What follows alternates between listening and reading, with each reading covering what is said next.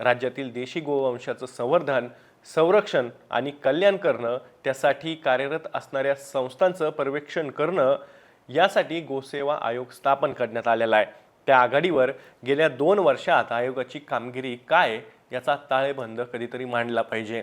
गोवंश हत्याबंदी कायदा केल्यानंतर देशी गायींची संख्या वाढण्याऐवजी कमी झाली आहे।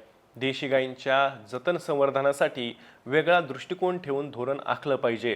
गायींच्या स्थानिक जातींवर सखोल संशोधन व्हायला हवं।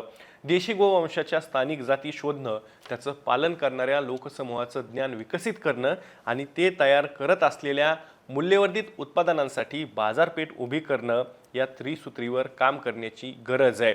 त्यासाठी गोसेवा आयोगानं योगदान देणं अपेक्षित आहे। पण मूळ उद्देश सोडून धार्मिक ध्रुवीकरणाचा अजेंडा अप्रत्यक्षरित्या राबवण्यासाठी साधन म्हणून आयोगाचा वापर केला जात असेल तर ते सर्वार्थानं अनुचित आहे।